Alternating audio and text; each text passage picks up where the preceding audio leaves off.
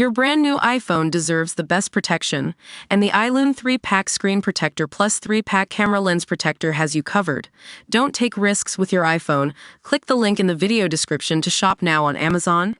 UK employers struggling to fill roles say candidates are being too picky. Company bosses have revealed the roles they are finding hardest to fill, and the key reasons why many job seekers are being rejected. Poor attitudes have been cited in as many as 6 in 10 applicant rejections, while many business leaders express concern that they are unable to recruit enough highly skilled specialists. The findings are based on a recent survey highlighting how London-based firms are struggling to attract suitable candidates, with many applicants described as overly selective or demanding, particularly when it comes to flexible working arrangements. In the competitive UK job market, younger job seekers are increasingly requesting remote working options. This trend has grown since the onset of the COVID-19 pandemic, which was first declared 5 years ago this week. Senior executives are now voicing concern over the lasting effects of the shift. A poll conducted by the Chartered Management Institute, CMI, surveying 1,200 managers, found that since January last year, 2 in 5 of those who witnessed widespread remote or hybrid work during the pandemic have felt compelled to bring employees back to the office. About 1 in 7 companies has already begun reducing flexible working hours. Don't miss Britain's pubs hit with £4,000 tax bomb threatening thousands of jobs. According to the Mail Online, more than a third of firms surveyed reported a lack of essential skills among applicants, with 1 in 5 citing subpar English proficiency. According to additional Mail Online analysis, 61% of employers said candidates lacked the required attitude, a rise from 58% the previous year. The most commonly reported barrier to hiring was insufficient work experience, flagged in 72% of cases, up from 67% the year before. A lack of appropriate qualifications was also an issue in 63% of cases. The most challenging roles to fill were professional or highly skilled specialist positions, cited by 63% of companies, an increase from 55% the previous year and 49% the year before that. These were followed by technical and skilled support roles, 58%, skilled trades, 40%, and sales and customer service positions, 36%. Mark Hilton, Policy Delivery Director at Business LDN, told Mail Online, "Firms are finding it more difficult to fill professional and highly skilled roles than any other, with demand particularly strong in fast-evolving sectors like tech, financial services, and life sciences. At the same time, more and more businesses are telling us that job applicants don't have the right attitude, work experience, or qualifications."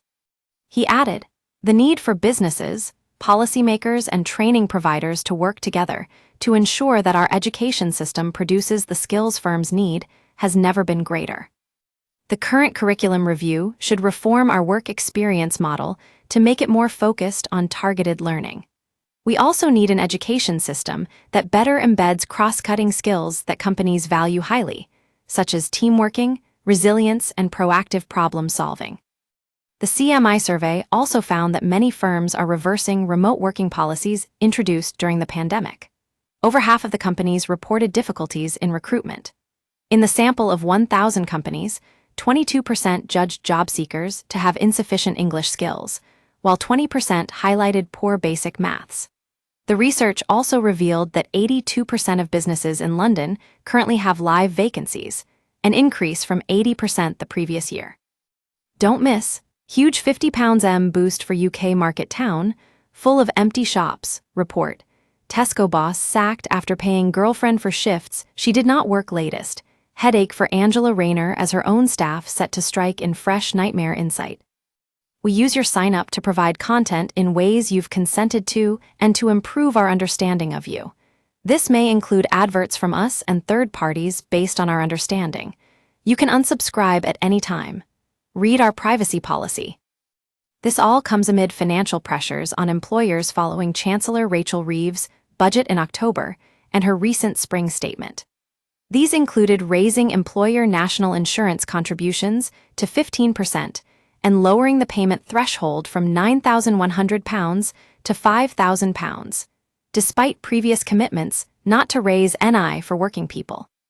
Petra Wilton, policy director at the CMI, told Mail Online, "The pandemic taught us invaluable lessons about the workplace, that flexibility boosts productivity, that trust in employees drives success, and that great managers are the backbone of any thriving organization.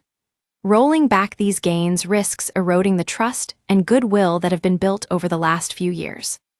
Official figures show that 2 out of 5 UK employees now work from home at least part of the time, with 2/3 of managers also doing so. According to the Office for National Statistics, ONS, 28% of employees follow a hybrid working model, while 13% work exclusively from home. New data from Survation shows that 45% of people in senior positions, such as managers, directors, and executives, now work in a hybrid model, and 22% work entirely from home.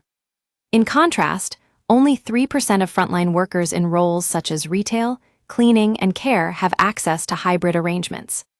The ONS stated, "While the trend in working only from home has fallen since 2021, a hybrid working model, part traveling to work and part at home, has become the new normal for around a quarter of workers."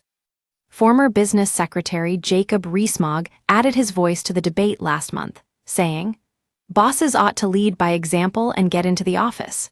If they are not there, employers may discover that they are not missed, so it is in their interests to show up."